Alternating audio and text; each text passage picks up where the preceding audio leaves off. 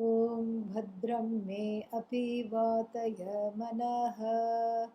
ॐ शान्तिः शान्तिः शान्तिः। Mumukṣutvam.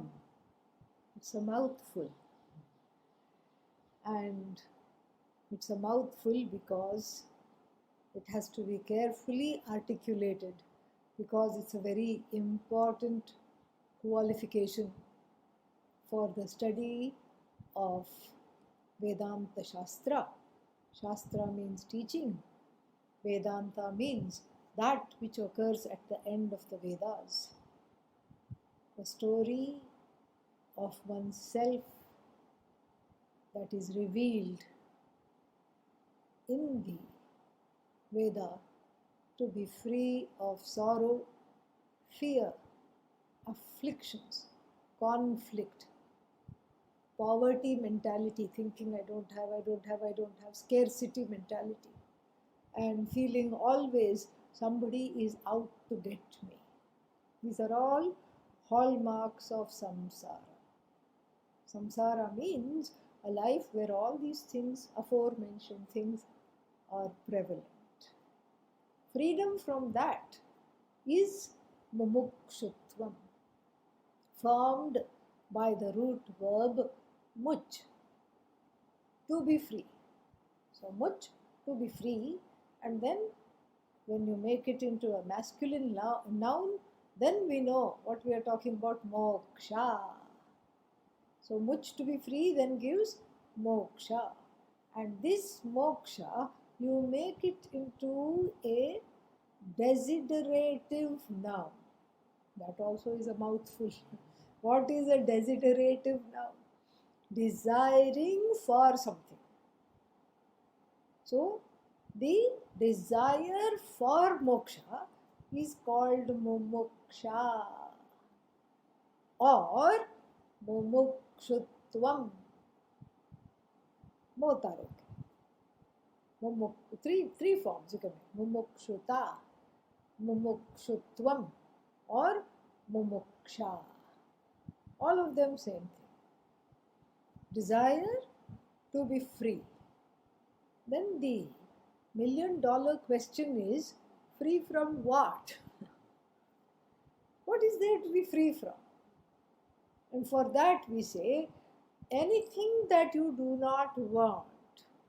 This is the best answer, because one person wants to be free of the spouse, all right? And the other person wants to marry the first person's spouse. So how do you define freedom? It is difficult to say what is, one person wants to be free of this, what is that? Jalopi. Jalopi means this kind of a car.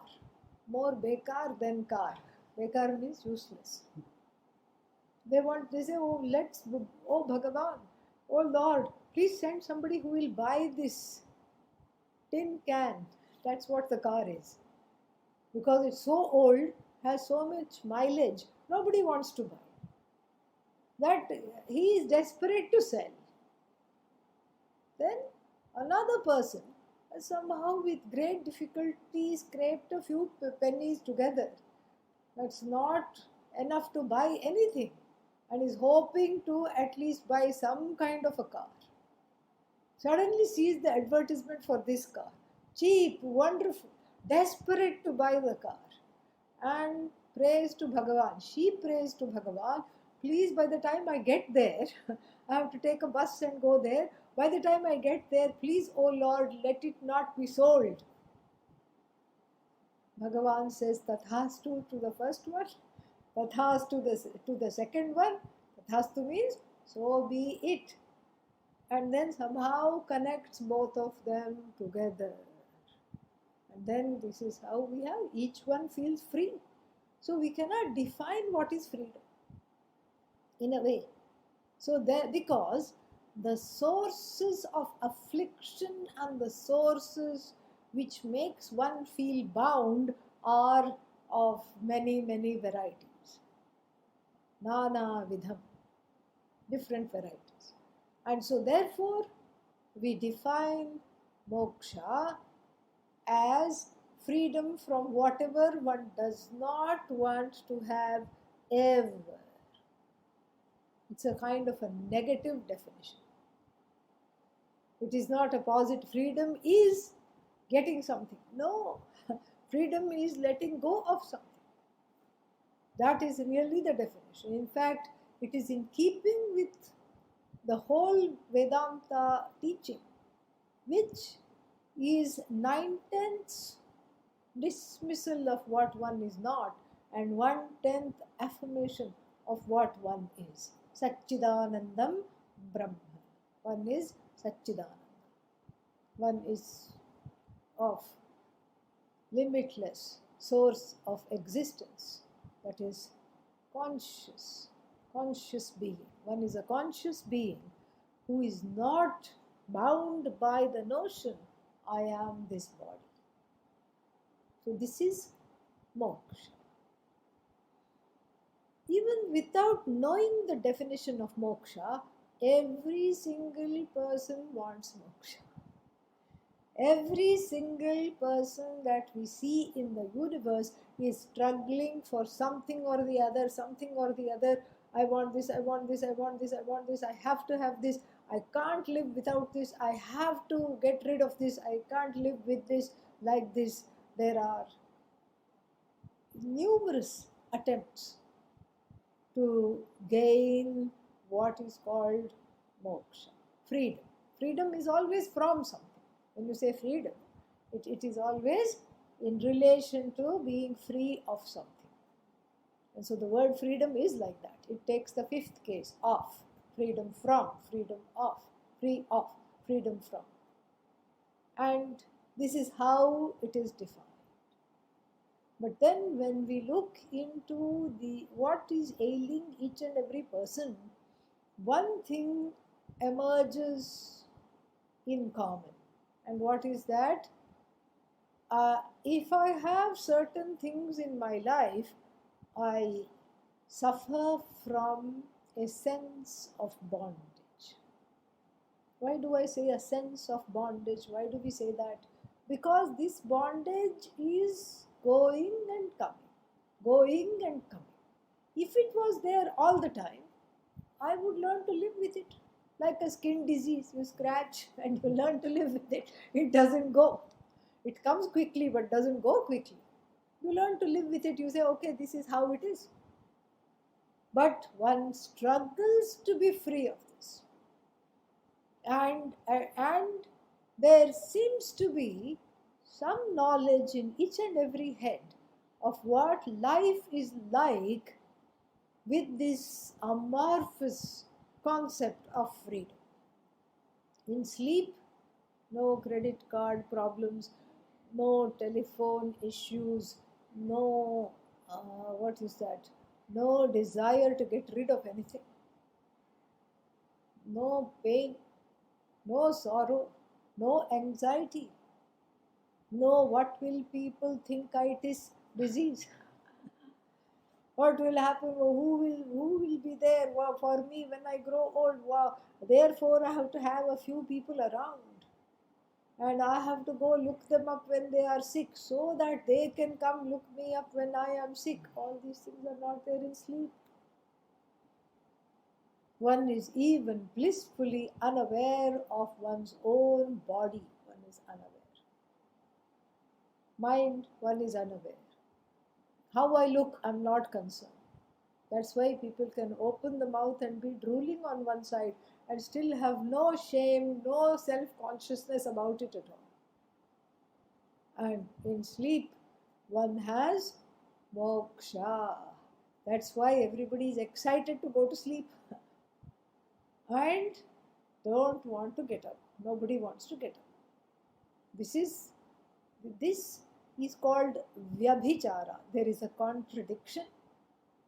And so therefore, I cannot come to terms with this bondage. That's why we call it so-called bondage. A notion of bondage or a sense of bondage. It is sensed only when one is awake, and it is sensed when one has dissatisfaction. This is what we call a sense of bondage, which seems to be there sometimes. But then, whenever it is there, I become very active and frenetic to get rid of this bondage, notion of bondage. The notion appears like an ocean of bondage. So samsara, which is what is the meaning of this notion of bondage in Sanskritam, is described in the Shastra as ocean of samsara, but actually it is the notion of samsara. That which converts this ocean, this so-called ocean, into what it really is, but an ocean, is Vedanta, is the search for moksha. No other moksha is possible, because yesterday we saw how in Vairagya you can run away from everything, but you can't leave your head behind. Your head is there with you, and which is filled up with all kinds of complexes, all kinds of fears, all kinds of conclusions about the I that are at best mistake. So moksha is freedom from these conclusions, because the conclusions are wrong. You are okay because in sleep you are fine, and then suddenly you are having what is called in America a good day. You are having a wonderful day, and then somebody is rude to you when you are having a wonderful day. What do you say? Theek hai, it's okay, doesn't matter. It's okay. Yes, you shouldn't have done that, but that's okay. Don't worry. You suddenly become accommodative. You can afford to be accommodative. Why? Because you're having what is called a good day. That's at least the surface level understanding. But when we look deeper into this good day, the good day seems to be a day where I'm not really assailed by impeding desires, imminent, urgent desires. That is what is a good day. In between two desires is a good moment. So I have moksha every night when I sleep, and sometimes while watching Vedanta videos also sleep comes. So one has moksha. One is demonstrating the topic, showcasing the topic, we can say. So one has moksha in sleep, one has moksha when there are no opportune desires, importunate desires, demanding desires that need to be urgently taken care of. One can be free. One can be actually very pleasant to others, even when they are unpleasant to oneself. One can afford to be generous. One can afford to be not always having a nagging sense of self-doubt or judging other people or oneself. So in a way, moksha is not a stranger. Moksha is something intimately known, and when I sense that I have this thing called moksha, when I feel free of all the things that are coming in my way, then I feel more and more like myself. At other times, I don't feel like myself. I feel something is off. Why am I irritable? Why am I cranky? Why am I not just feeling more like myself? The more like myself is what? Non-demanding, appreciative, contented, non-judging, objective person. If you go trekking in the mountains, this is the person that obtains, generally speaking, for most people. Some people even complain after going on top of a hill. We are talking just not of those people. We are talking generally. So you are trekking in the mountains. The air, there is a nice breeze. Everything is green, let's say after the rains. And then you have $1 million view of the world. You literally feel on top of the world. You are at a height. And then what? You feel just so absolutely wonderful. You feel great. And then what? You just have forgotten whatever else there is. And so that means what? You are non-demanding. You don't tell the tree, you're too short, you should have been taller. You don't tell the path that you're walking on, why are you so narrow? Why are twigs on this path? You don't do any of that. You don't wish for the mountains to be shorter or taller. And if there is a river, you don't wish for it to be flowing this way as opposed to that way. You are in communion with everything. In other words, you are one with everything. And that's when your true self comes out.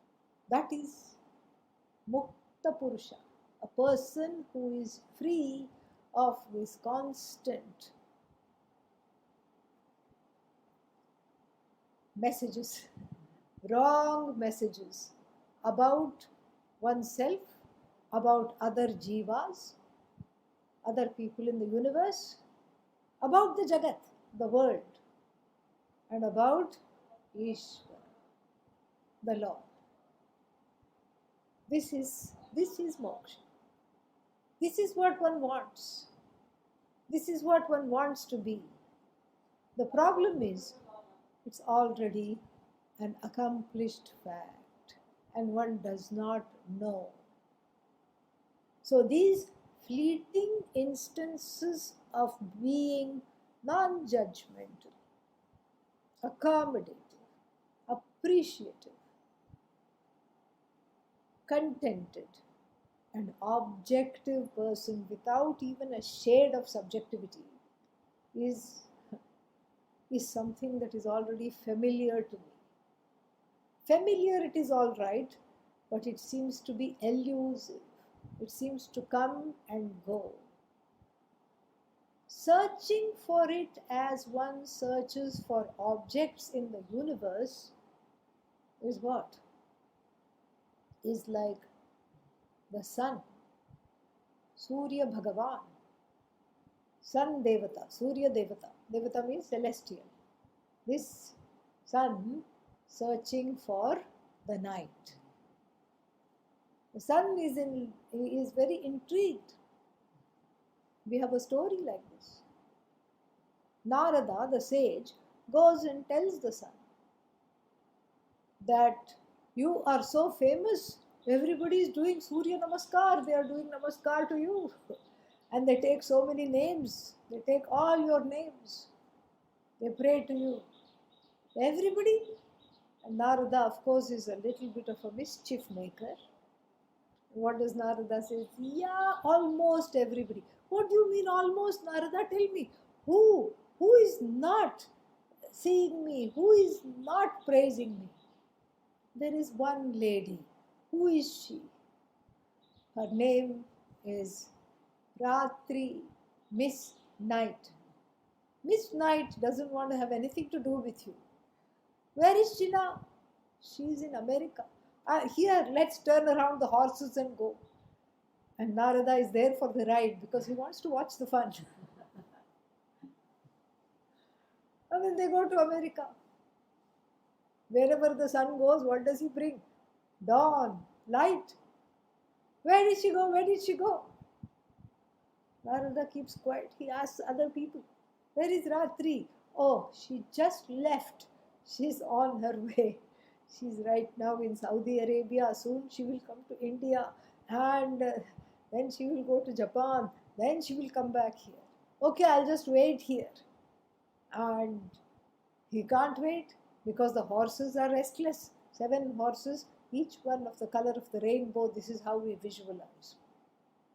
So, just like the sun and Miss Night never meet, so is the jiva, the individual's search for this moksha as a discrete, separate object in the universe.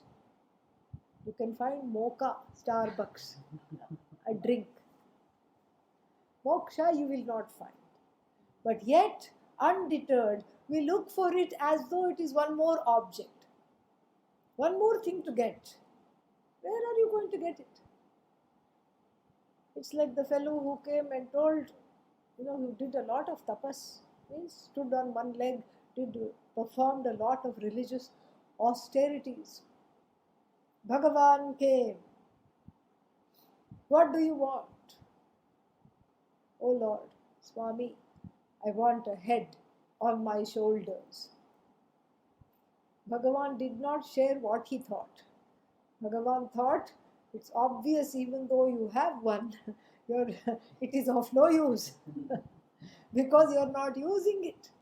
You are asking for a silly boon, which even Ishvara cannot give. Why?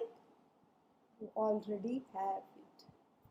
Then Bhagavan says, okay, I can give you another head. You can have double decker, like Indian buses. Or I can give you side by side. If nothing works, you can make money because to charge people to look at you. Or if you really want to make it very, very interesting, like Brahmaji, I can give you back to back. 4 heads he has, one is in the back. You can have back to back. You can confuse your loved ones, whether they are going or coming, you are going or coming, they won't know. So, tell me what it is going to be, because I cannot give you a head over the shoulders. Why? You already have it. So too it is with moksha. You already have it. This makes no sense. Then why are we doing a video over it? If I already have it, why should I watch you telling me that I already have it? And if I already have it, then why does the Shastra say this is one more qualification? Viveka, Vairagya, and then this is the another qualification, Mumukṣutvam. Why is it mentioned as a qualification? If I already have it, it shouldn't be mentioned as something to get, because these qualifications we get. So if it is not something to get, you just told me it is not something available in the market, it's not something to get. If it is not something to get, then why does the Shastra mention Mumukṣutvam, Mumuksha? There are 2 ways of getting something. You get something that is away from you, and then sometimes you have to get something that is very near to you. Why? Because you cannot see it. You cannot see it. Why can't you see it? Because you do not know. And the stock example is, of course, glasses on the head. Then, look here, I forgot that I have put them there. Look here, look there. Where? Oh no, what happened to my glasses? I want the glasses. I'm much better with my glasses. I can see better with my glasses. I can read with my glasses. Where are my glasses? Then I have to go to Glassnya, the one who knows where the glasses are. The knower of the glass I have to go to. And then I have to say, Adhihi Bhagavo, Adhihi Bhagavaha, please teach me. How to get the glasses, please teach me. And what will the glass teacher say? The glass teacher will say, it is already with you. Look into the mirror of the Shastra. That will teach you this. So here, I need the teaching because I have looked high and low. Only when I am told, it is with you, you are the possessor of the glasses, then only I come to know. Otherwise, how will I come to know that I am the possessor of the glasses? There is no way of finding out. At least in the example of the glasses, all the examples are very, very finite. So in the example of the glasses, one can say, what can one say? That, okay, you can look in the mirror, or you can look in a reflecting surface, glass window or something. And then you can find out.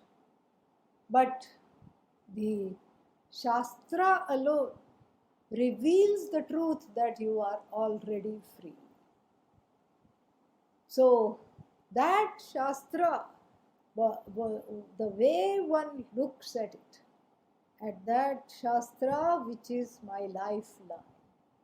The Shastra becomes a lifeline for whom that person is called a Mumukshu, the one who has the desire for freedom. The desire for freedom must be recognized as such. That I want this freedom which the Shastra says I already have.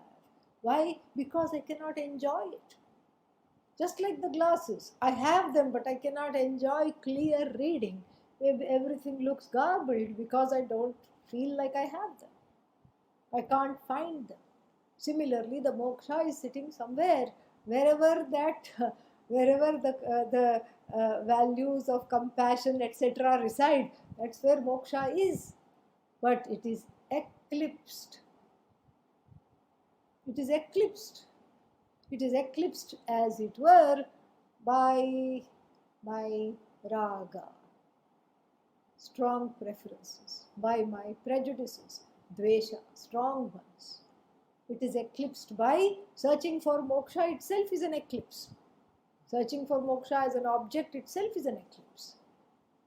And so, Mumukṣutvam is to be cultivated. How can it be cultivated? I already have it, you say. You say I have moksha. Yes. You say I am searching for moksha already. Yes. So how to cultivate it? Cultivating it by directing the search from objects to the subject. That is the second thing we should understand about what it is to cultivate Mumukṣutvam. Mumukshu is a person who makes moksha a priority by searching in the right place. Not like the grandma's village needle. Grandma was doing embroidery and dropped the needle. And she said, oh, I really want to finish this.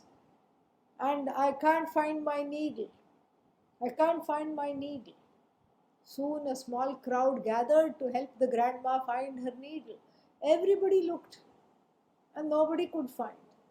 Finally, one young fellow had the discrimination to ask Grandma, where did you lose your needle? She said, in my house in the village. Why are we looking at it in the village square? Because here there is light. In my house there is no electricity, no light. This is exactly how one looks for moksha, in the wrong place, in the wrong places. And because moksha is with me, so therefore what? The ignorance that I have moksha is to be dismissed, is to be cleared. That which is the eclipse is the ignorance. Raga, dvesha are its manifestation. Eclipse is the ignorance. The ignorance has to be dismissed. It has to be disbanded. It has to be dissolved. And the dissolution of this ignorance is moksha. So therefore now, what happens to my activities? My activities become more towards gaining this knowledge. That which is separated from me from the standpoint of this knowledge. The separating factor between me and this thing called moksha is not time. It is not space. There is no distance between me and moksha. It's not time, it's not space. What is it? Ignorance. Ignorance dismissed, moksha is uncovered like the sun comes out after 2 days of fog, rain, etc. So that moksha is already there, it has to be uncovered. So the desire for this uncovering must be fueled through an inner yajna, putting the ghee and nurturing this desire.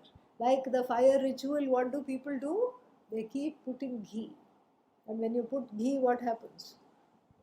It burns into a conflagration. Before I understand this, mumuksha is like a small flame, mostly out. And then little bit somehow it kindles itself when it comes to an ashram, when it attends a talk, a retreat, when it watches a video. Mumuksha comes out. Oh, what am I doing with my life? I should sit up straight. I should do something. I should go sign up for a course. What am I doing? I shouldn't waste my life. Heed that. Even that little flame. Heed that flame. Heed that desire. Put a drop of ghee if you can. Nourish that desire. And take it to a teacher. When you take it to a teacher, the power of the teaching, the power of the teacher, and the grace of the teacher and the power of the teaching is such that the pramana itself, the means of knowledge, called Vedanta, called the words of the Upanishad, they turn this miserable flame into a conflagration. That is the beauty of it. If I don't heed this desire, this tiny flame, it gets put out by the rain of my own despondency. I'll never get it. Who will get moksha? Not me. You see, the thoughts are all wet. Yeah, damp thoughts. My own thoughts. I come in my own way. My own infrastructure, thinking that I'm a finite being and with all these thoughts and difficulties. My own hopelessness, my own diffidence, my own lack of self-confidence comes in the way and puts out the flame. So the next time you recognize this flame, you think of this talk and say, yes, yes, I feel the flame, I feel the flame. Take it immediately, safely, carefully. Take it into a teaching situation. Oh, but where I am, there are no teachers, doesn't matter. Take it anyway. Where should I take it? Take it to the next video. That is also an option. Take it to the next video. Keep that knowledge coming into the head.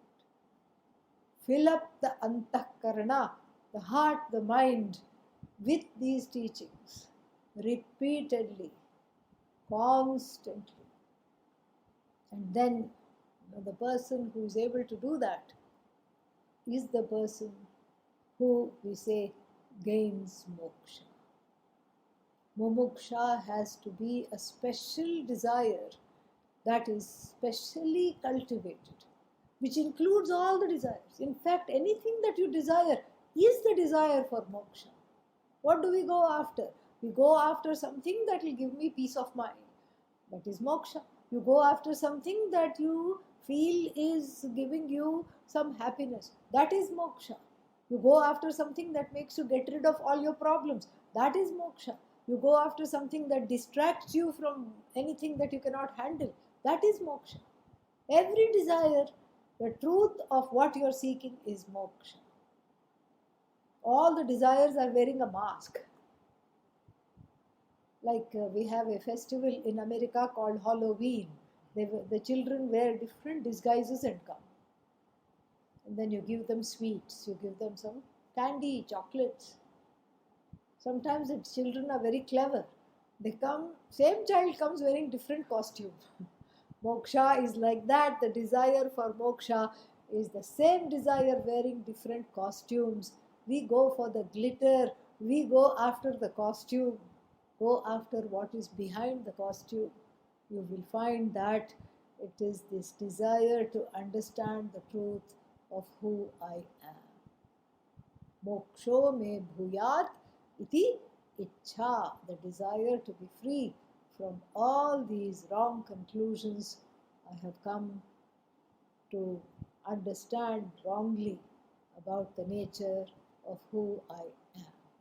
This needs to be corrected. And for that, I have to fan the flames of this desire. Om Shanti Shanti Shanti Harihi Om Shri Gurubhyo Namaha Harihi Om